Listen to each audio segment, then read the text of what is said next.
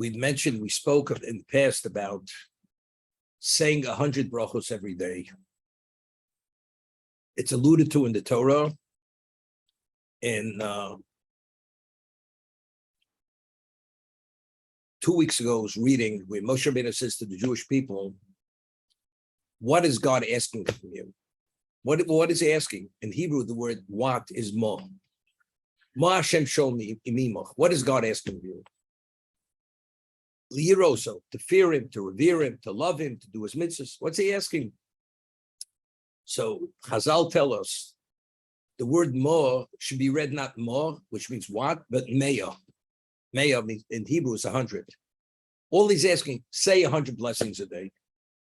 If you say 100 blessings a day, and a blessing is only a blessing if it contains the name of Hashem, identify him as the king of the universe. You say that and you acknowledge it in many contexts of that's who he is.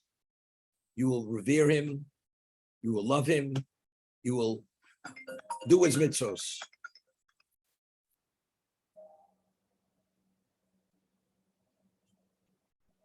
So what is it all about? If a person comes and he finds a treasure, he gets excited. Why? Because when you come upon a treasure, recognizing its innate value in terms of its age, its value, monetarily speaking, every sense of it, you're touched because you appreciate what that is. We live as human beings. We have a world. We have beauty. Like I always say, the sunset which Hashem provides us to see. Rembrandt, with all the masters, couldn't replicate that, the beauty of that sunset. Because God is the ultimate. The beauty he presents to us is something out of the ordinary, magnificent. Are we sing God's praises? The reason is because the cognizance, God's presence in our minds and understanding that every aspect of this existence is willed every moment by him. It's not within the presence of our mind. Therefore, when we come upon things which are special, we're touched because of its beauty, maybe. But in terms of the one who provided that beauty, we're not touched. Because we don't put it in that context that we are beneficiaries of what God is providing for us. And he's providing for that reason, that we should be touched by the amenities of life, which he provides to give us a certain sense of euphoria or positiveness and optimism. That's what it's all about. So what gives you that cognizance to be able to retain that mindset that when you come upon things, you'll be touched? If you say 100 blessings every day, and a blessing is only a blessing if you acknowledge him as the omnipotent one, the almighty, king of the universe, the creator of the fruit of the tree, the fruit of the ground, the one who made the ocean. In all these various contexts, creating it, covering every aspect and every level of application, you will revere God, you will love God, and you'll do his mitzvahs. Why? Because understanding who he is and the value of having a relationship with him, that will put things in perspective why those involvements have that special value. That's what it's all about. That's what the bracha does.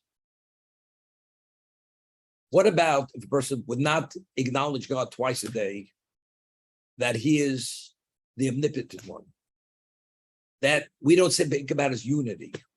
We don't subject ourselves at every level to his will to demonstrate and express our love, our emotion, our lives, our possessions. And whatever we say in the Shema, we wouldn't say that. And we just say, blessed is Hashem, the omnipotent one, almighty, so and so, without that being predicated on what's my relationship with him. First, our relationship is Hashem Elokeinu, the almighty. There's a personalization. We submit, we accept, we embrace, we are dedicated to that. Once you are ready, that is the foundation. Now, what do we express now? Now we have to bring clarity and sensitize it. We have to flesh it out. How do you flesh it out? 100 blessings every day. That's how you actualize and bring those feelings to reality of the way we function. There's an internalization, we're touched, but it's all predicated on saying Shema twice a day. These 3 paragraphs. There's a concept which many people are not aware of, unless you really study at a certain level. There are 2 types of positive commandments. There's a positive commandment which is not subject to time, and there are positive commandments which are time-oriented.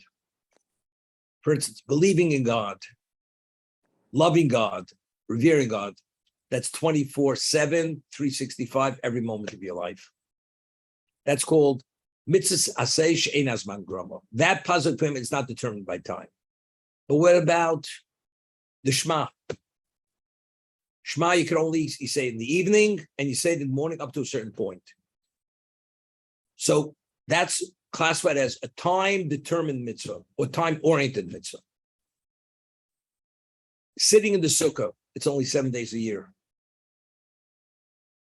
So what determines that obligation? What time of year it is, and for what's the extent of that mitzvah? 7 days, specific days. That's time-oriented. Taking the lulav, you only take the lulav on a Torah level on the first day of Sukkot. If that's the case, the first day, not the second, not any other day. It's time determined. Now, the Gemara, the Talmud, goes to show on a Torah level that a woman is only obligated to positive commandments which are not time determined, not time oriented. But if it's time oriented mitzvah, woman has no obligation whatsoever. So a woman's not obligated to say the Shema, not on the Torah level, not on a rabbinic level. A woman does not have to say the Shema. A woman does not have to sit in the sukkah. A woman does not have to take the lulav. All these, because they're time determined, time dependent, a woman's absolved from it. Now, but a woman, of course, has to say a blessing, the same blessing that the man has to say. The male, the woman has to say the same blessing. But she doesn't have the foundation and reiterated, re-emphasized every day, twice a day, in the evening, in the morning. The woman doesn't have that because that's time determined. But it's such a fundamental, such an important mitzvah. Every day you have to focus. Who is God? And after you understand that, you stand before him in an audience and you acknowledge him and you supplicate him for your needs. That's only once you've already identified the relationship. Now that I've identified the relationship, that I'm agreeable to negate myself and submit to him, now I come and ask my needs. But a woman doesn't have to say the Shema. Not on a Torah level, not on a rabbinic level. So don't you think she's missing out? She's missing out tremendous. So the Chofetz Chaim writes in the Mishnah Berurah, his commentary on the Shulchan Aruch, on the Code of Laws, that although a woman is not obligated, but it has tremendous value, although should say the Shema every day. A woman should say the Shema. Because it's important for every Jew to identify himself and to declare, what is my relation with God? So even the woman should say minimally the first verse of the Shema. Shema Yisrael Hashem Elokeinu Hashem Echad.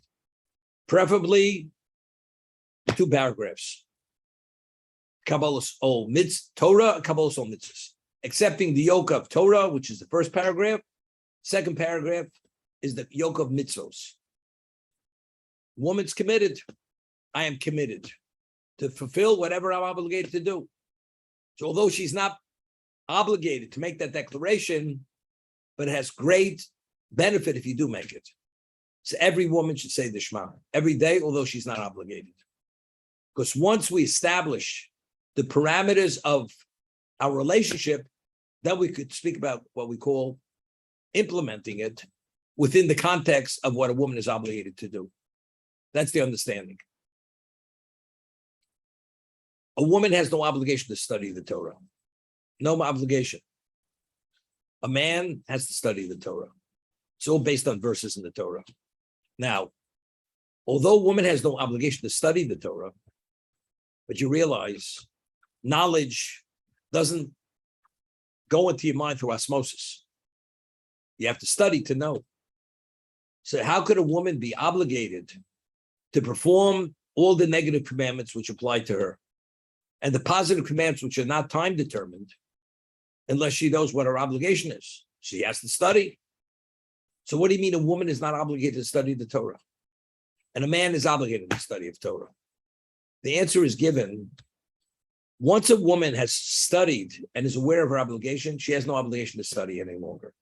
Because the value of the study is only to know what her obligation is. To be able to fulfill those obligations meticulously and perfectly. So that, of course, you need knowledge. So the study there is not for the sake of studying. The study is only a means to come upon the knowledge of how to actualize that particular commandment. That's what it's about. A man, on the other hand, not only does he have an obligation to study to know how to live as a Jew, to actualize his obligations, positive, negative, even after it's committed to memory and he hasn't down pat, there's still a mitzvah to continue to delve deeper and deeper into Torah. Of course, everybody has to review every once in a while. Even the woman has to review because we don't have those ironclad memories and things start fading after a while. So you have to review. But again, if you review, even for the woman, it's only to know how to perform. It's only for the sake of actualization. A man, on the other hand, no, you have to study because you have to study. Like the Talmud fleshes it out. There's endless commentary. That's part of the man's obligation to study Torah. The last positive commandment in the Torah is writing a Sefer Torah. Only every male Jew who's above the age of bar mitzvah has an obligation to write a Torah. But we can't. You have to be a scribe to write a Torah. Not a problem. We have a principle in Judaism called agency. That if you appoint an agent to act on your own behalf, and he's agreeable to represent you, his action is attributed to you. So in the Sofer, the scribe writes the Torah, since he agreed to be your agent, and you've appointed to be your agent. When he writes the Torah, it's as if you're writing the Torah. So you fully fulfill the mitzvah of writing the Sefer Torah if he's writing it on your behalf. This is the 613th mitzvah. What about if you purchase a Sefer Torah? Purchasing Sefer Torah is not at the same level as having one commissioned to be written for you. It's only if you buy it, because the mitzvah is to have the Torah. And you've purchased it, you've done an action to purchase it or to acquire it.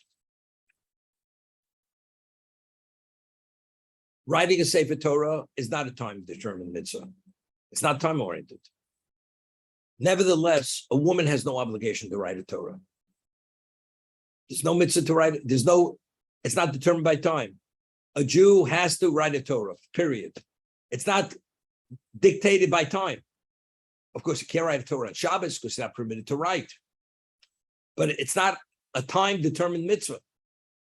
You have an obligation to have a Sefer Torah written. But yet, a woman, despite the fact is that it's not time-determined, she's absolved. The question is why? So the Rambam, in his work, when he codifies the mitzvos, it's called the Rambam Sefer HaMitzvos, writes, why is a woman absolved from writing a Sefer Torah? Because a woman does not have the obligation to study Torah. Study it. And the reason why the Torah obligates you to write the Torah is you should have a text to study the Torah from that text. So if a woman has no obligation to study, she doesn't need the text. But the man, on the other hand, the male who has an obligation to study and continue studying, you have to have the text. What's the text? The text is the Torah scroll. Only then have you fulfilled your obligation because that is necessary for studying. Okay? So writing is not time determined, but since the reason why you're obligated to write is to study and a woman is absolved from studying, therefore she doesn't need the text. The man who's obligated to study, even though you're aware of the laws, to delve deeper and deeper and broader, he needs the text. Therefore, a man has the obligation to study. So the question is, if they would have had the printing press originally, and you would have printed the Torah, if the whole issue is have a text, so you have a printed text, you have a written text, you have just scrolls which record all the information. Study from the scrolls. What do you need to say for Torah for? But the mitzvah, according to Rambam, the Rambam, when he codifies the mitzvahs, he gives them the reason why a male is obligated, a woman's not, is because the text is only needed to study. So if the text only needed to study, why does the Torah have to meet all kinds of criteria to be considered kosher sefer Torah? Meaning the different parchments have to be sewn together with the gut of a kosher species. You can't use just a linen thread. It has to be the gut of a kosher species. And there are many other laws which apply to it. The parchment has to be processed for the sake of a sefer Torah. That has to be the intent. So it's a certain quality parchment which is processed and made specifically for the Torah. Endless criteria have to be met that it should be kosher. Be a valid sefer Torah. That's the mitzvah to study from it. And if you open up an art scroll Chumash with its commentary, it's more elucidating studying it from the art scroll edition than studying from the sefer Torah. So if that's the case, what do you need all the nuances and the details? What do you attach the parchments with? The sofer, when he writes, does he write it with intent to fulfill the mitzvah of writing a Torah? What do you need all that for? If it's only to facilitate the learning. So you see something very interesting here from it. What would the takeaway be? This is my understanding. And we said this and showed it from multiple locations, that to become upon the truth of Torah, you need special divine intervention. It's called siyata d'shmaya. If you have it, you have a chance if you apply yourself. If you don't have it, the Talmud says, without what we call siyata d'shmaya, God's divine intervention, you will never come upon the truth of Torah. So we have to set the setting. What is a Torah? There's no holier scroll than the Torah itself. But what's a Torah scroll? You have to meet many criteria. The parchment has to be processed for the sake of a sefer Torah. The scribe who writes it, every time he writes the name of Hashem, he has to have in mind, he's doing it to sanctify that name. And when he writes every word, it's to fulfill the mitzvah of writing a sefer Torah. If he doesn't, it's not valid. But you have the text? The answer is no. Because again, studying from that text, which meets the criteria, to cause it to be the holiest scroll. So what are you connecting with when you study it? You're connected with something that there's nothing as holy as that text that you're studying in that on that scroll. That plays in to the siyata d'shmaya. That opens the door, that opens the floodgates, that you should be worthy of that divine assistance to come about upon the truths of Torah for that reason. A woman has no obligation to study. So she has no obligation to study. Study means to study for study's sake. She doesn't need to scroll because she does not have to come upon the truths of Torah. That's not part of her equation. That's not the mandate to the woman. If that's the case, there's no reason. She doesn't need the Torah. You want to buy it and donate it, everybody has a prerogative. But as an obligation to purchase one or to write one, the woman has no such obligation. That's the understanding. So again, it's very important. Chafetz Chaim says, although a woman has no obligation to say the Shema twice a day, but he says minimally, a woman should say it in the morning. The day starts, who am I? What am I bound to? What is my perspective? What is my objective? Start the day. Shema Yisrael, Hashem Elokeinu, Hashem Echad. But you have no obligation, it has nothing to do with it. But out of sight, out of mind. By saying it properly, articulating those words, and having that level of sense of subservience when you say it, that will make a difference in your life. Now, the trajectory has been set, you follow that path. The blessings. Mashem shel be'imoch, Mayo, 100 brachos with Hashem. Who's the Almighty. Who's the King? Who's the King of the universe? The one who this morning who I dedicated my life to, even if I have to die or forfeit all my material possessions, I'm ready to do it. That's who that's about. And therefore, as you study from that, it gives you Hashem's divine intervention to assist you to come upon its truths. So if you say the Shema properly, now you enter into an audience with Hashem. Who's entering into the audience? A person who's been touched and sensitized by the holiest writing that exists, which is God's words. If you have that, you stand before God, you're a different type of person.